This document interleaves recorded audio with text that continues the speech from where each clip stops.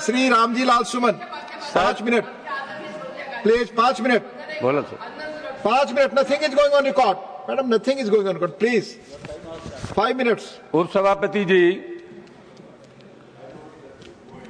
हम गृह मंत्रालय के कामकाज पर यहां चर्चा कर रहे हैं और मैं समझता हूं देश का जो गृह मंत्रालय है उसका प्रमुख काम है देश की एकता को बनाए रखना, सामाजिक सद्भाव को बनाए रखना।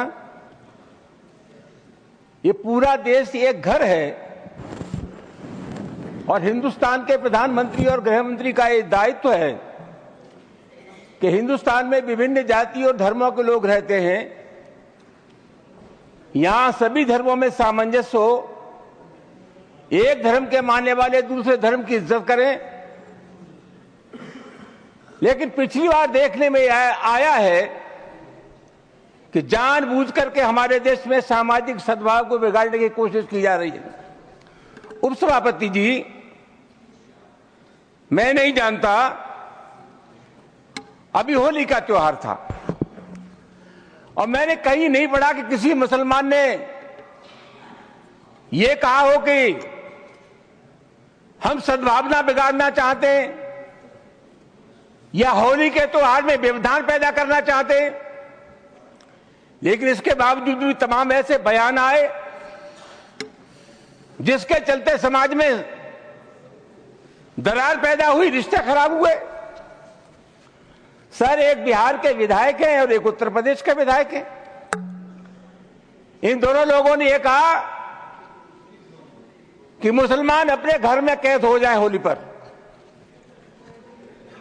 उत्तर प्रदेश के एक मंत्री ने कहा कि जिनको रंगों से नफरत है वो हिंदुस्तान छोड़ रहे हैं। और सभापति महोदय, अलीगढ़ यूनिवर्सिटी में सभापति महोदय, पहले होली का त्योहार नहीं होता था, परमिशन नहीं मिली। अब जब वहां अनुमति नहीं मिली, बाद में अनुमति मिल गई थी, तो वहां के एक जनप्रतिनिधि ने कहा कि जो इसका विरोध करेगा उसको मुंह पर पहुंचा देंगे। सभापति जी, कानून का राज है या जंगल का राज है? इस प्रकार की जो भाषा बोली जाती है वो किसी भी कीमत पर इस देश की सेहत के लिए ठीक नहीं है। और मैं बहुत अफसोस के साथ ये कहना चाहूंगा कि बीजेपी की सरकार है, बीजेपी का कोई जिम्मेदार नेता या कोई मंत्री इन सब चीजों का प्रतिवाद नहीं करता। यह नहीं कहता कि इस प्रकार की जो भाषा बोलते हैं उनसे हमारा कोई संबंध नहीं है।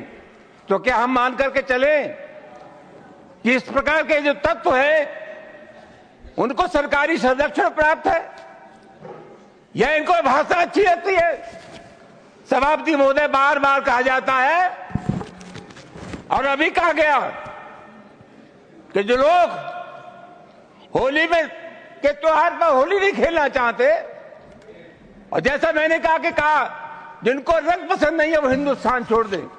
उप सभापति महोदय, मैं आपके मार्फत से जानना चाहूंगा, ये देश किसी के बाप का देश है? हिंदुस्तान में विभिन्न जातियों के धर्मों के लोग रहते हैं। इस देश की मिट्टी पर जितना अधिकार हिंदू का है उससे कम अधिकार हिंदुस्तान के मुसलमान का है। राष्ट्रीय आंदोलन में हिंदू, मुसलमान, सिख, ईसाई सब लोगों ने तिरंगे झंडे के नीचे एक कौम बनाई।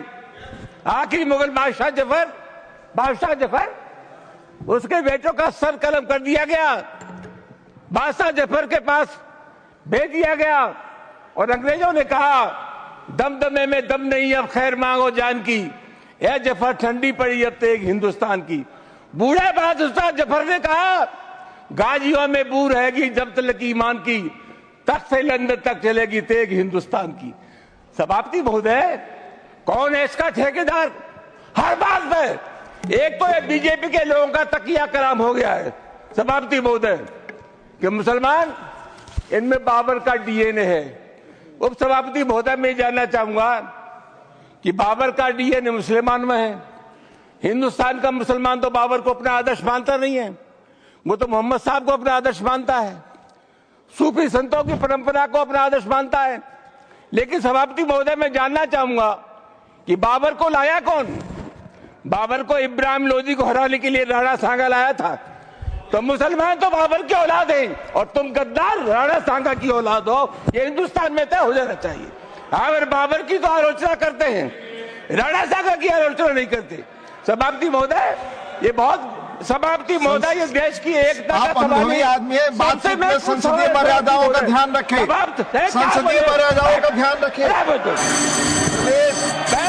वो टाइम इज ओवर।